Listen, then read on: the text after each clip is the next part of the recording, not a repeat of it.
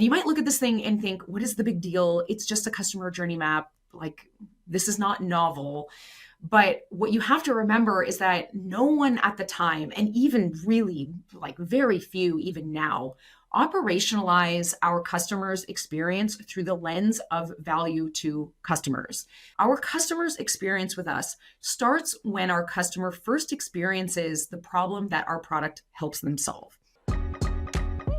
Hey, everybody, welcome to the Forget the Funnel podcast, where our goal is to help you as a SaaS leader finally stop guessing, understand your best customers, and drive more predictable recurring revenue. We're Gia and Claire, founders of Forget the Funnel, a product marketing and growth consultancy that helps SaaS businesses learn from their best customers, map and measure their experiences, and unlock their best levers for growth. If you're looking to help your team make smarter decisions, this show is for you.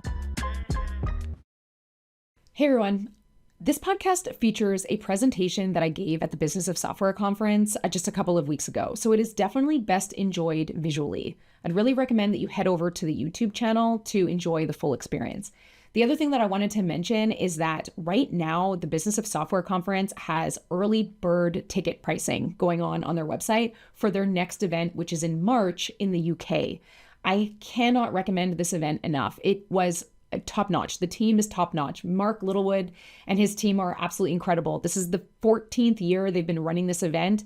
It is such an amazing experience. It is such an amazing community, particularly for SaaS founders, heads of product marketing. If you're responsible for growth, you will get a ton out of it. The content is amazing as well. So again, I would head over to businessofsoftware.org in order to pick up an early bird ticket, which is, again, heavily discounted and worth absolutely every penny. I really hope I see you there. Hey everyone, Gia here. Happy to be back, and I wanted to share with you a presentation that I gave recently at the Business of Software conference, and I got tons of really great feedback on it and just how useful it was to folks who were there. And so I thought it would be the right thing to do to share it with you all so that you can, enjoy the benefits of it as well, and hopefully make some changes and figure out how to get out from underneath these 4 reasons why your product growth may be stalled right now. So the best place to start is really to set some context on where this all kind of came from for me and for us when I was in this situation. So starting out, this really embarrassing photo of myself from 2012. So this is back in 2012. I'm in-house at a tech startup at Unbounce, as some of you might know. And at this point, I'm already 10 years into my marketing career. So I wasn't new to marketing at this point, but this was my first real in-house role in a marketing leadership role at a SaaS company. And I had just moved from Montreal to Vancouver to lead marketing at a largely marketing-led tech startup.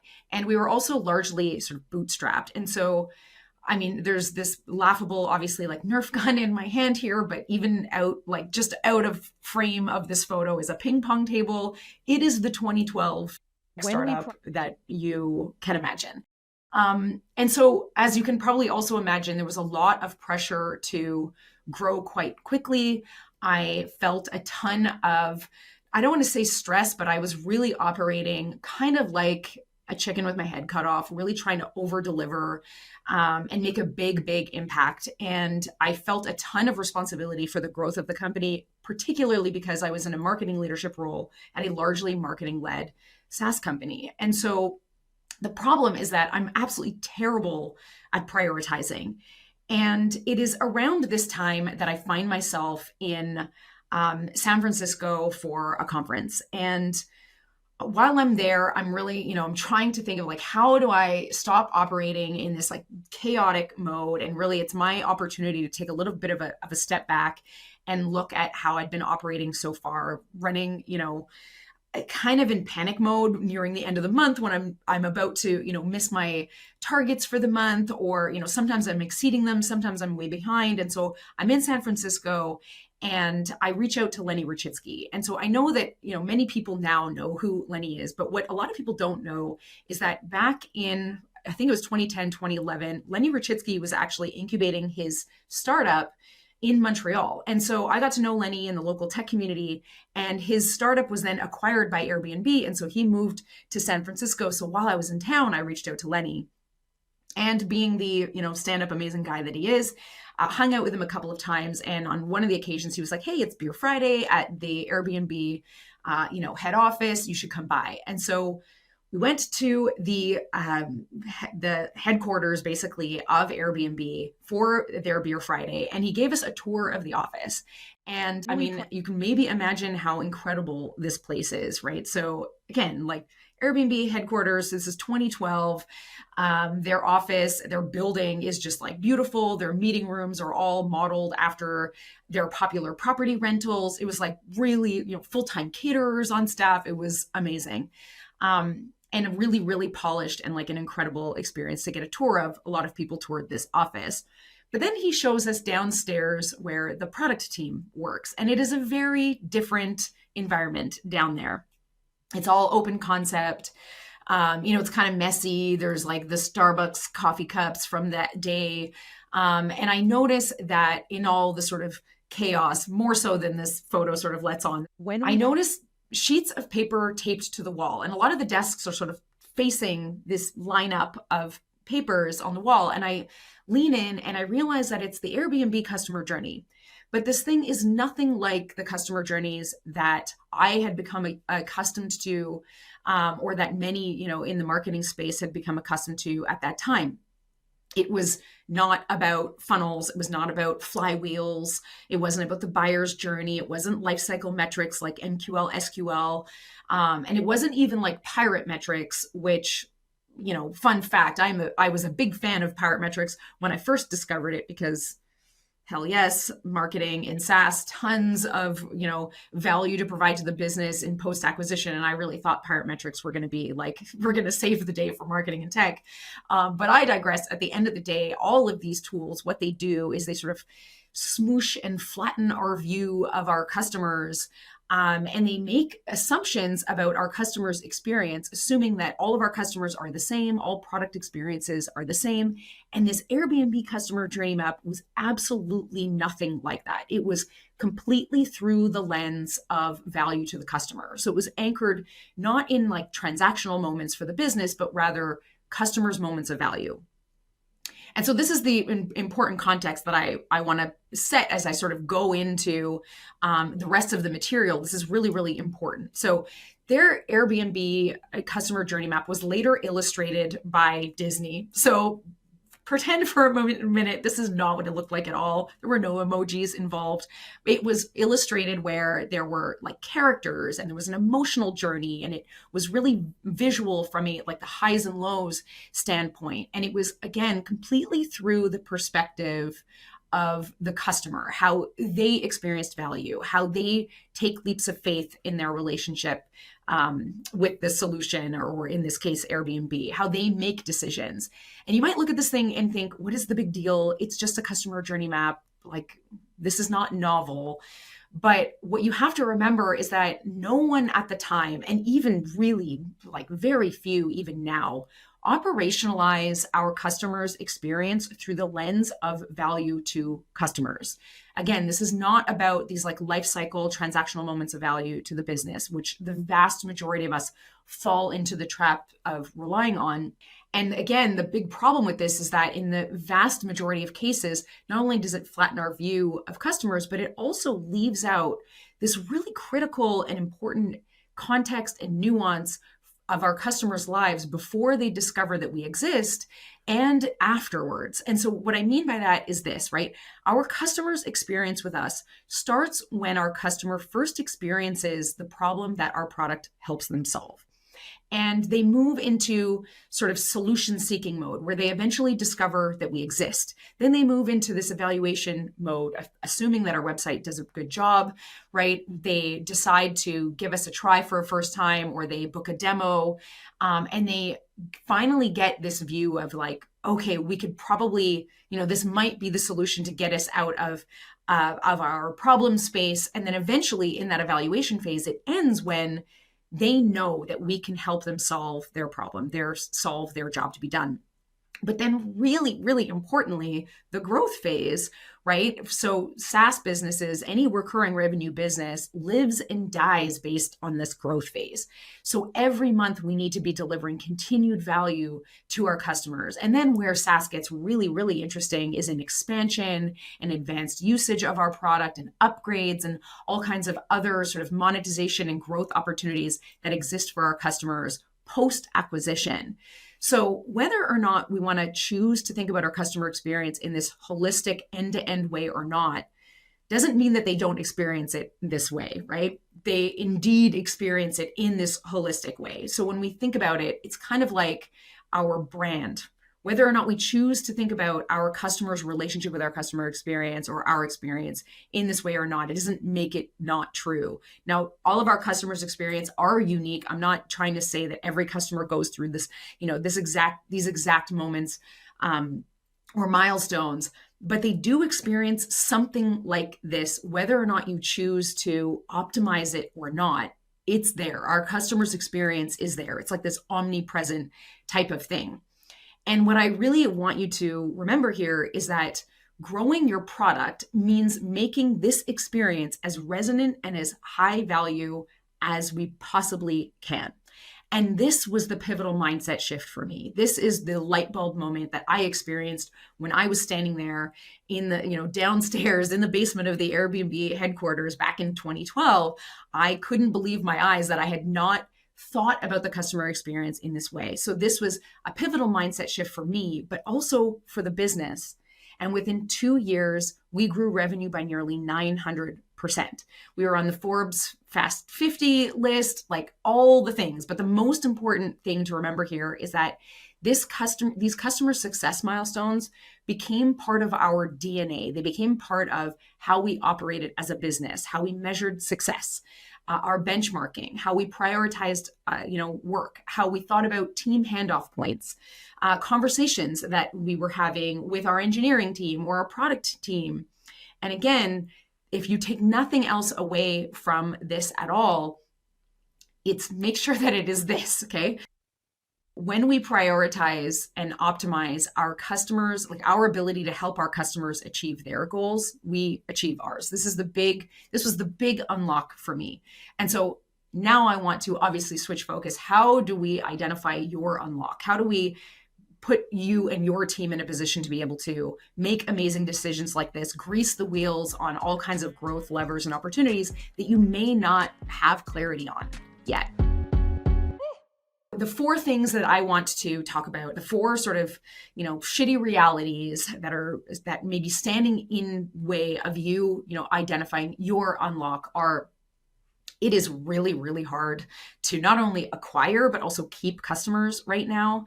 And I'll talk about that a little bit. So teams are also having a really, really hard time operating kind of in panic mode, think short-term thinking, unfortunately, is being prioritized over long-term revenue growth. We have a data addiction problem, and it causes us to make decisions in a vacuum, wildly, wildly problematic. And then we are also, this is probably the biggest problem, is that we're missing way too much context about our customers. And we need that context in order to convert and retain these customers for the long term. We're just outright missing information that is available to us. So before I get into why the market is so tough, I wanted to sort of do a little bit of a thought experiment with you all. And I know you won't be able to respond back to me because I'm not standing in front of you in person, but like in your mind's eye, see if you can come up with what you think between these 2 products, product A and product B. Which one of these has the better outcome? Which one do you think will have the better outcome? So product A, amazing product, the kind of product that even like product managers love and product folks love, really great UX, really, really solid, solves a real problem for a very real audience. But their go-to-market is not great, not strong at all. And product B is really not that special from a product standpoint. In fact, it's like not a great product experience. And it is, even potentially commoditized, undifferentiated from a product standpoint, but their go-to-market is absolutely like on lock and really, really solid. Which one of these products do you think has the better outcome? I mean, I'll pause for like you to think about it, but I know you can't respond to me, so I'll just give away the answer. Maybe this was obvious to some of you, but there is just no way that product A wins or has a better outcome, let alone survives in this market. And why is that? And you might already have known or sensed that product B was going to be the winner here, but like it's kind of a sad reality that that's true. But why is that a reality? The reality is that the market is just, they don't care. The market does not care how awesome your product is. It is very, very tough right now. And part of the reason why it's really tough to sort of make a dent in this market is because the market is, for many, many industries, just wildly saturated. So some of you might be familiar with this. This is the sort of requisite marketing MarTech landscape that some folks might have seen over the years, particularly those of you with marketing backgrounds. You've definitely seen this thing before, but this is the 2024 version of this. And for the 13th year in a row, this thing has grown. And there are over 14,000 products. And this only represents MarTech, right? You could look at this in EdTech or FinTech. They've all grown. I don't, obviously I can't say at what rate they've all grown, but MarTech alone grew 27.8% in 2024 over 2023. That is 9,000% growth since like Nerf gun Gia years. Back then, there were only 350 products on this thing. Like, think of how dramatic that it has an impact on our ability to differentiate out in the market. It has never been harder to capture attention, especially if you're in a saturated market like this. And this is another really painful example, and one that we love to sort of call back to because it is so common that we see this happen. So John Henry Shirk is he's like a best in class marketer and performance marketer. And he was working with a team, and this was a tweet that he shared a little while ago. He was working with a team where he was able to increase high quality traffic by 600% in a year over year. And he had to let this company go because no matter how high quality traffic he could drive for them, it wasn't generating pipeline. Like it wasn't performing for them. It was all lost. Right? And so throwing money at this problem is not a growth strategy. It's a recipe for over-reliance on a channel that will eventually lose ROI. Rand Fishkin talks about this quite a bit too, right? It's pretty well documented. Relying on paid channels like this it's just not a strategy. It's a channel that you can leverage for certain things, but it is not a growth strategy. So you just can't keep throwing money at this and thinking that paid channels are going to be your ticket to growth. So at this point, you might be like, all right, how are we supposed to get more customers if, marketing channels like these mainstay marketing channels like this aren't the thing? How are we supposed to grow? And the answer, that you might come to will vary depending on, what role you're sitting in, of course. But at the end of the day, across the board for every business, I'm going to break out the sparkly emojis here. Profitability is finally at the forefront of SaaS companies. And it sounds ridiculous to put the sparkly emojis like this is something novel, but it kind of is. In tech, profitability has not been at the top of people's lips for the last 10, 15 years. Long gone now are the days of growth at all costs and, move fast and break things. Finally, in the past few years, leadership teams and founding teams are finally looking at profitability. And so I want you to sort of imagine a world that, when we're thinking about product growth and acquiring more customers, rather than spending more on ads, what if we were focused on doing a better job with the traffic that we're able to generate before we start filling the top of this, funnel, so to speak? And so, what if we could do more with not only the traffic that we were generating, but even the leads and the signups that we were already getting? So I'm going to share an example. So a team that we worked with a little while ago reached out to us, and they're in the social media space. They were largely product-led, actually almost entirely product-led. They had no sales team. They were at about 2.5 million at the time of reaching out to us, at about 5,000 customers. And the president reached out saying that revenue growth had been flat all year and that they'd been trying everything and that they were really wanting to identify a repeatable model. And they were doing, she used words like pushing traffic to our existing funnels, right? So they've been trying pretty well everything that they knew. And something that's really important to know about this team is that they have really, really high quality content, like prolific, like the best content marketing you could ask for. Basically, the founder of the company was a powerhouse when it came to thought leadership and content generation. So this company had been built on the back of thought leadership and content and distribution. And so when revenue started to slow, well, what do you think they did? They doubled down on that content, right? They invested in SEO heavily. They doubled their content marketing team. They started investing in ads to try basically anything they could to change the trajectory of this, flattened revenue. And luckily, they also were in a situation where they had lots of happily paying customers. But again, their problem was that they had sort of, revenue growth had sort of flatlined and they had been trying everything and nothing was really moving the needle. So we decided that because they had happily paying customers, we were in an opportunity to figure out what led these happy customers to sign up in the first place. What was this company doing right? What was this brand and product doing right?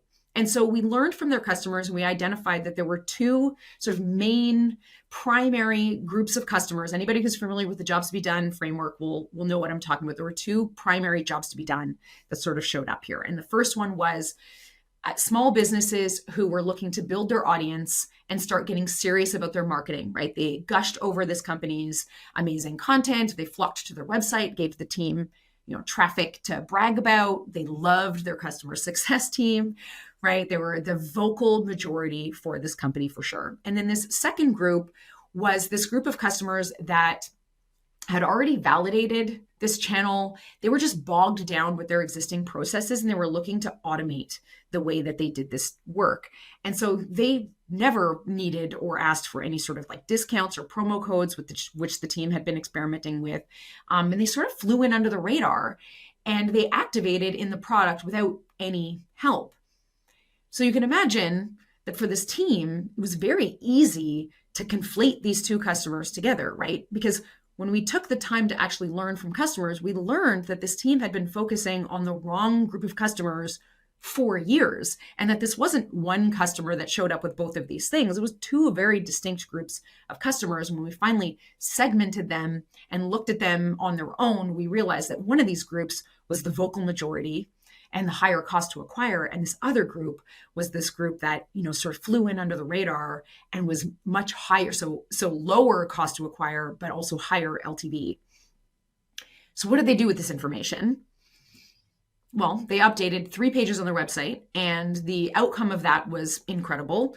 89%, improvement on their website sign up rate by updating the homepage, features page, and pricing page.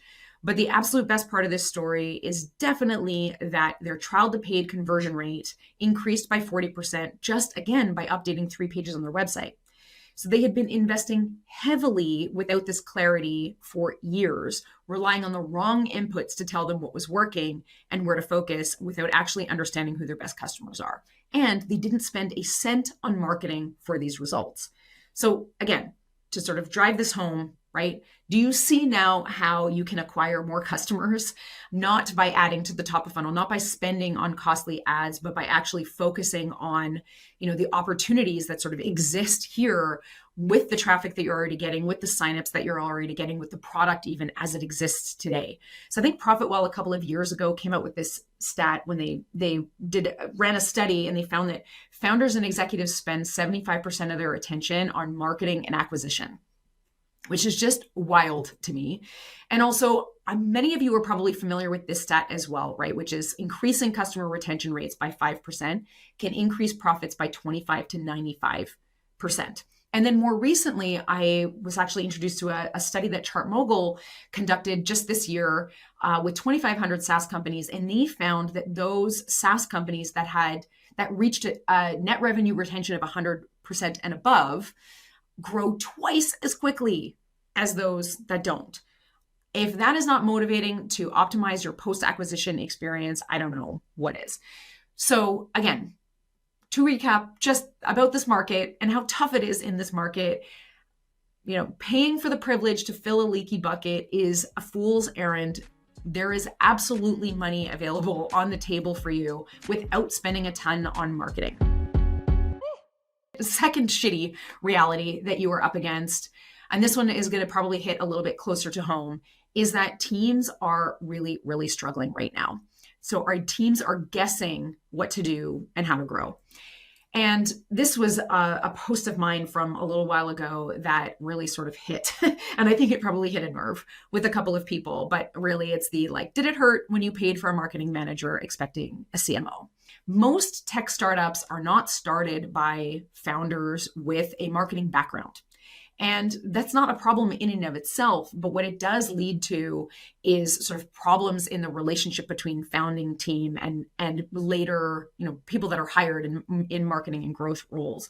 It can lead to unfairly high expectations of marketing, right? A sort of misunderstanding of what marketing is capable of doing, and often lower pay than the rest of the organization. That happens. I don't know if you know any marketers that make more than engineers, that are in the sort of mid-career level. And then to that point, right, inexperienced and mid-career folks that these startups can afford are brought in, and they end up with these C-suite level sort of growth targets on their head. And it has just caused this sort of self-fulfilling prophecy of either marketers burning out or leadership teams getting and founding teams getting really frustrated with their heads of marketing. And so, again, another problem that occurs when there's a mid-career or less experienced than needed marketer in place is that oftentimes these marketers, they rarely have the social capital needed not only to get their founders bought in on their ideas, let alone getting alignment across the team to get everybody rowing sort of in the same direction. And that brings me to my next point, which is working cross-functionally is really, really hard. And so there's an HBR study that some you might be familiar with that was run a couple of years ago. This is pre-pandemic, but this is absolutely, still something that I'm sure many people experience. Maybe you have experienced this. 75% of cross-functional teams are dysfunctional. And that 75% number came from there were five top reasons. And three of those reasons were lack of alignment, lack of goal clarity, and the inability to meet customers' expectations. And the cross-functional dysfunction really, really shows when you look at this other study by a Salesforce that found that only 45% of teams were able to pull off a consistent customer experience across departments when, it says 79% of customers expect a consistent experience across the customer experience. It's a bit ridiculous. Obviously, pretty well everybody expects a consistent experience, but this 45% of teams able to pull that off is just a painful, comparison. And all of this is made much, much worse by just the reality of what's going on in the market today. So 59% increase in layoffs in tech. I actually found this number, which was 200,000 US tech jobs were cut last year. This number is actually higher than that. And these numbers are very, very similar in 2024.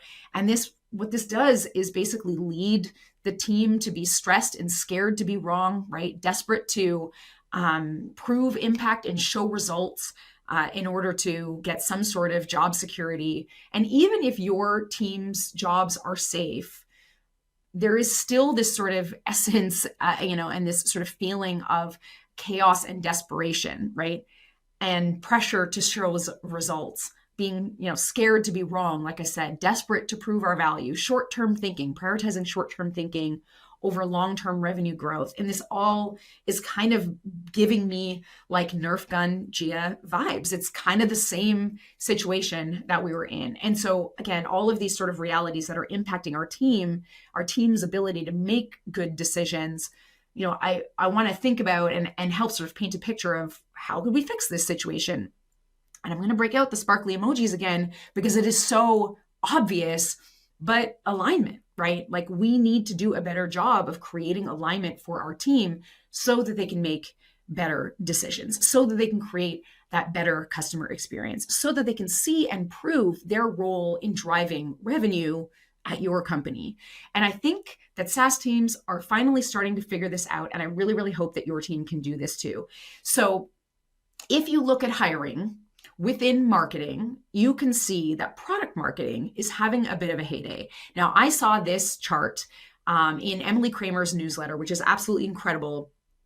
And even though there's like highs and lows here, obviously, over the past few years, what I'm absolutely loving seeing is that product marketing is actually recovering better than some of the other sort of functions inside of marketing. And what this tells me is that SaaS companies are finally starting to get the memo about product marketing. I think this is absolutely excellent, excellent news. And I can promise you that this chart looked nothing like this in 2012. Like, product marketing probably wasn't even on here unless you were at a big sort of sales enterprise type of org that needed product marketing to, put together sales collateral. And that was basically how they were utilized. But again, I think that SaaS companies are largely getting the memo that product marketing are very, very good at this very specific thing. But the problem is that a lot of times product marketing is underutilized. So what is that specific thing that product marketing is uniquely qualified to do? If you let them, product marketing has the ability, and I don't care if it's somebody with that title, I don't care if it's somebody on the team that thinks about product marketing, but product marketing as a function, if you let it be this, right, is these are the people, and this is the job of thinking about the customer experience holistically, strategically, getting super, super close to customers. And then product marketing takes this, intelligence about our customers, takes this holistic view and all of this information and context about our customers and shares it with the rest of the organization, brings it back to the team and helps create more alignment around what matters to which customers and when and why it matters. And this is wildly empowering for teams.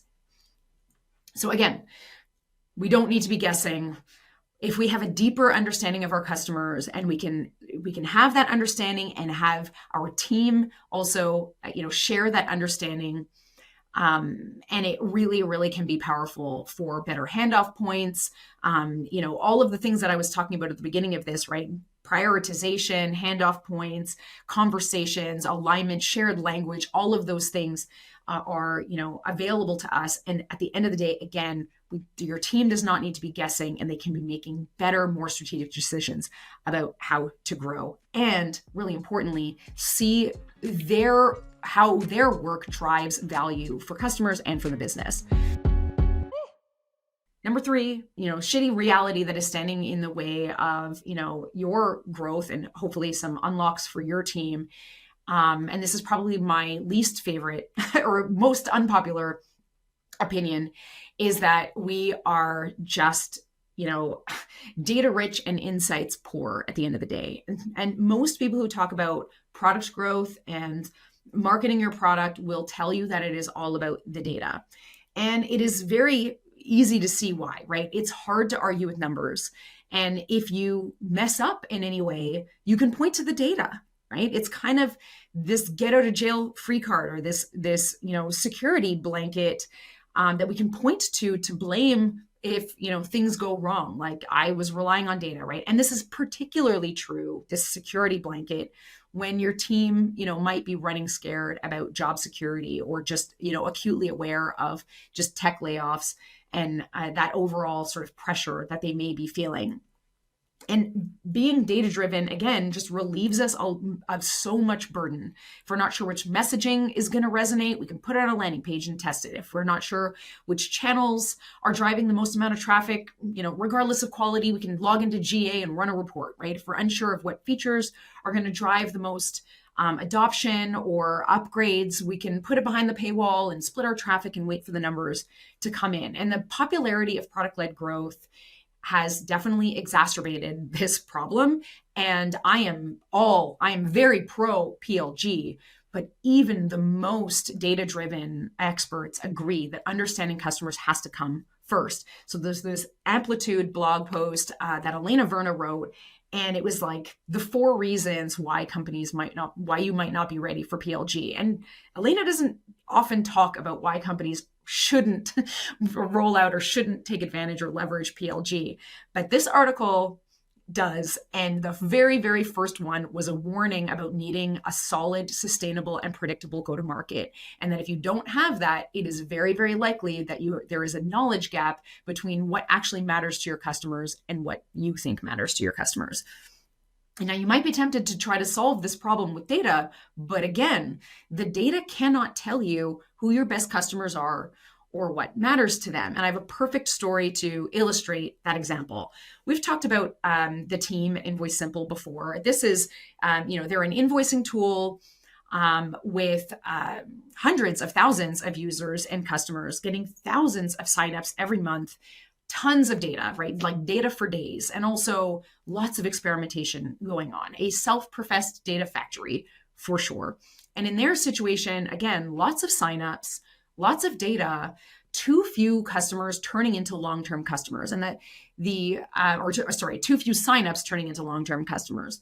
And the president, when he reached out, phrased it as like there's a lack of rigor, which in hindsight kind of makes me chuckle, because to describe that team as a lack of rigor when they had so much data and such this cadence of experimentation, but he wasn't wrong, right? So we knew that we knew that there was something to learn from these customers. And among their customer base, 2 major groups emerged, 2 jobs to be done.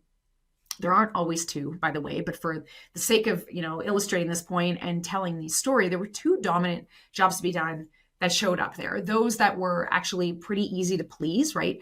Those that were very happy with the product, they just needed an invoicing tool. And then the second group were those who were firing an old solution, and they were, most likely using things like docs and spreadsheets, and they were wanting a ton of customizations.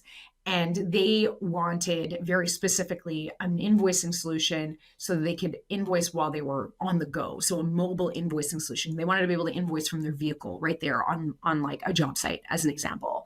And now these were not the highest converting signups and customers overall, but they were and are the highest LTV. So they learned that it was actually these pickier customers. They're those that were not as high NPS out of the gate.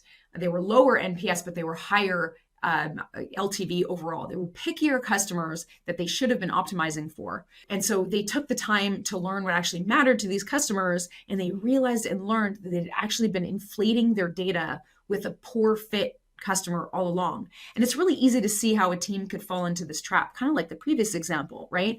So we can see that when we look at our customers in this sort of homogeneous blob of numbers, and we look at what they're doing in the aggregate, we're looking at what people are doing instead of understanding why they're doing it. We conflate all these customers. And so this insight radically affected how this team thought about their customers, what messaging they used, how they positioned themselves against the old way, the product experience during onboarding, their expectations for conversion rates and LTV, right? This dramatically affected obviously the experiments that they're running.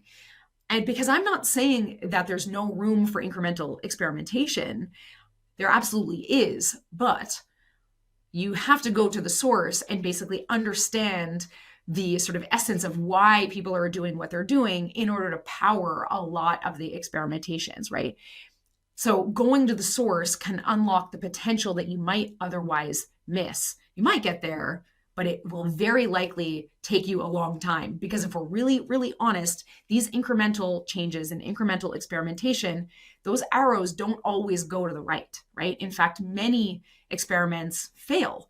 And I think it was also Elena Verna that said, new heads of growth need to expect in their first 3 months, they need to expect a 97% failure rate, which just blows my mind that we're okay with this. Like, why did we become so comfortable with a 97% failure rate when it is not needed, right? So again, the vast majority of people are going to tell you that the answers are in the data, that you should be focusing on your analytics and optimizing your ads and your marketing campaigns and your website and tweaking your pricing and your sign-up flows. And I'm telling you to ignore it until you actually know what matters to your amazing customers. Until you have that information, you can't trust your data. So speaking of data that we can trust, what on earth does this customer experience map have to do with data?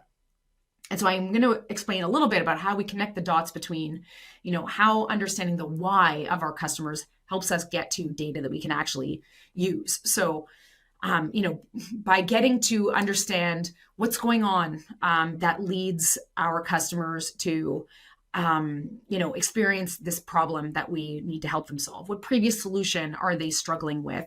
What is about the old way that isn't working anymore? All of that stuff that happens at the beginning, before our customers even know we exist, and through the sort of struggle phase.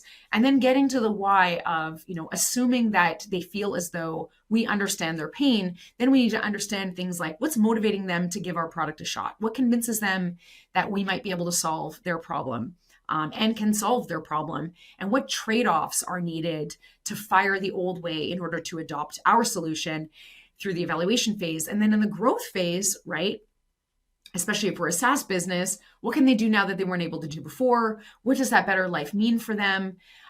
What's the impact that it has in their life? And then, what related job to be done or subsequent job to be done are they looking to hire for next that we might be able to help them with? And so by understanding this journey, this emotional journey, this sort of documentary level understanding of our customers, we can understand what customers are thinking each step of the way, how they're feeling each step of the way, their anxieties, habits, motivations, right? And what they're doing in each step of the way as well. And I'm referring to here with doing is the direct touch points with our product, sure, but there's also the indirect actions that our customers are taking outside of our product, outside of, their experience with us, in their workflows and adjacent tools, maybe literally in their environment, right? So once we know all of that, now we have a way to meaningfully measure our ability to help customers get from one milestone to the next. Now, the product folks in the room might be wondering, what about these KPIs, right? And so again, I want to sort of bring it back to this. When we prioritize and optimize our customers reaching their goals, we achieve ours. And if this all is sounding still a little too kumbaya for you, I have one more story for you. And it is the story of SparkToro, which some of you might be familiar with, but it is the perfect illustration of these KPIs and this learning about product usage and meaningful product usage.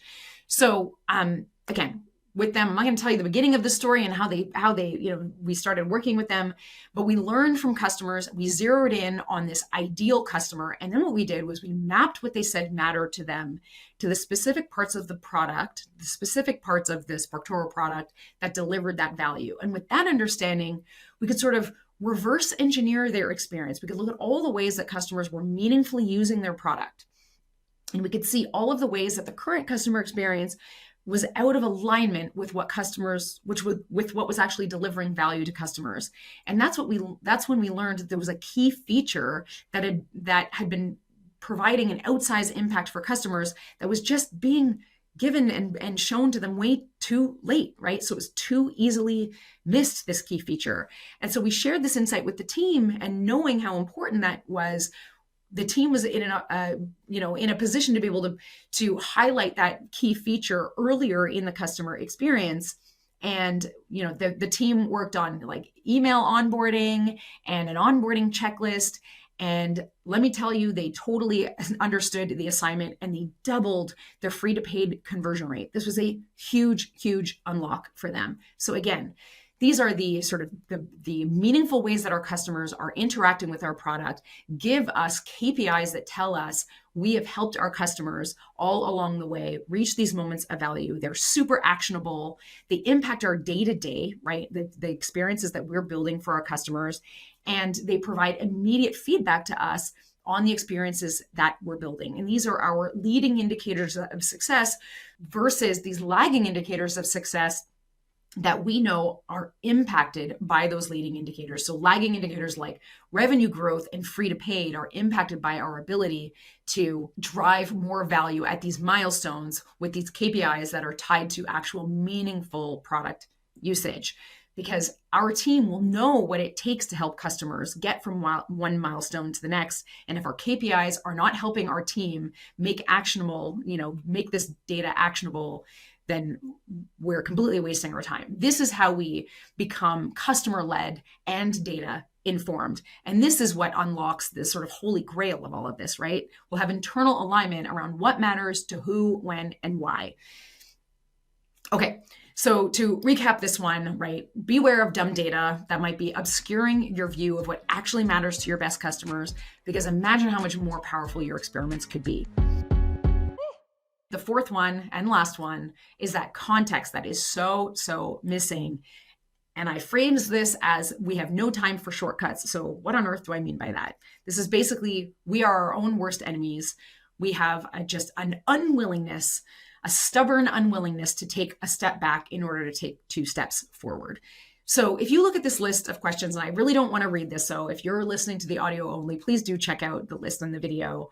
If I asked you these questions about your customers, would you be able to answer them? Things like, what was life like before, right? What led your customer to realize that this wasn't working, and on and on. There's like 8 questions, and there's definitely more. But if I asked you what the answers to these questions, would you be able to answer them? Right. And for those who are familiar and with the jobs to be done framework, you'll understand that this is really what we're trying to get to at the essence here is, what is the job our customers are hiring us to solve for them? This is the context and nuance that is so often missing from our current understanding of our customers. But where this gets so much more painful is, what if I asked your team these questions? Would they answer them in the same way?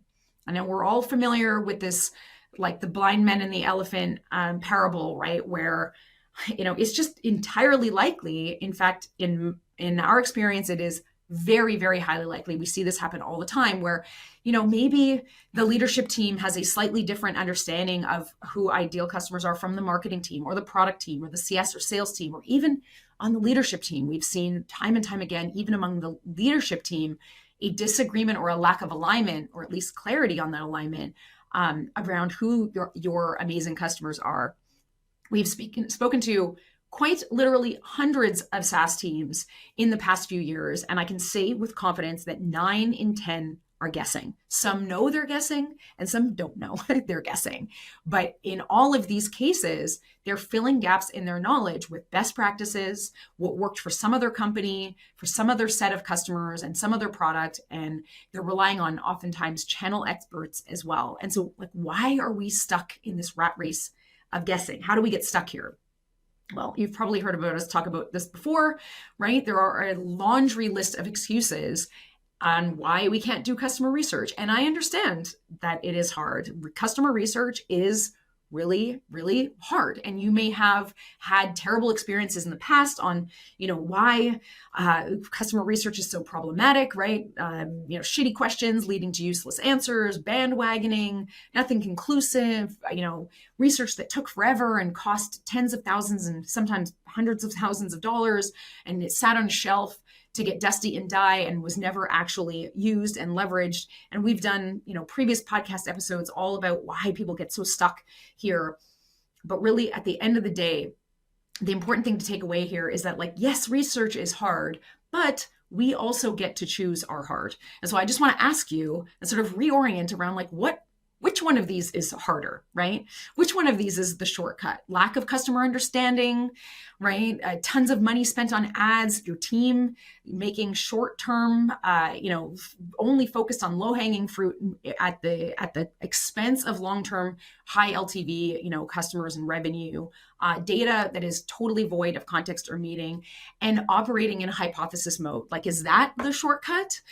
Is that the hard that you want to choose, or do you want to choose this as a shortcut or this as your hard, right? Yes, research is hard, but you can run just 10 to 12 well-run targeted customer, job to be done interviews, identify what your customers actually care about, map the moments of value and measure those moments of value, and unlock a ridiculous amount of opportunities that are available to you. And I don't want to brag, but we do this in 6 weeks. You can absolutely do this. So Again, actionable insight, right? So it's not just about doing the research. It's not just about talking to customers. It's about turning it into action and operationalizing it in the ways that I've already described at this point. This is absolutely the shortcut that I want you to remember, that don't just associate customer research with the long way of doing things, as long as that customer research is actionable. There are a ton of benefits to working in this way. It expedites your decision making. You can make not only, quicker decisions, but better decisions about how to grow, better alignment across the team, increased ROI from your marketing spend, all of these amazing, lovely things. There have been studies done on this as well, so you don't have to take my word for it. Aberdeen found all these amazing stats, like 54% greater return on marketing investment, 18 times faster average sales cycle, like on and on and on. The stats are there to back up that when companies conduct and operationalize customer research, your business super benefits. The product, it is possible to have an amazing product. Your product might be, I'm just going to assume that your product is amazing, but you also have to layer in an amazing go-to-market strategy on top of that. And it is absolutely achievable. And so if any of this has resonated with you, what I would say the best sort of next action and next thing to do is pick up the book. And I know that we've talked about this a lot, but the book is very short and very practical. We didn't want to write this big, long theoretical book that was going to take you weeks to read. We made sure that it was a painstaking process to make sure that it was short so that you could decide very quickly whether or not you think customer-led growth could work for you. So if you're a founder, I would definitely recommend picking up the book. And if you think it might work for you, pass it on to the members of your team. And if you get stuck, you can always reach out to us, of course. And so, yeah, that's it. That's the recap of the talk. Hopefully that was helpful and something stood out to you there. Yes, it is tough. There are shitty realities standing in your way, but in every one of those cases, there is an antidote. And so hopefully there was something in here of value. And if you get stuck, of course, like I said, you can always reach out. And that's it for this episode of the Forget the Funnel podcast. Thanks for tuning in. If you have any questions about the topics we covered, don't hesitate to contact Gia or myself on LinkedIn. And you can also visit our website at forgetthefunnel.com. This is still a new podcast for us, so ratings, reviews, and subscriptions in your podcast platform of choice make a huge difference. See you next time.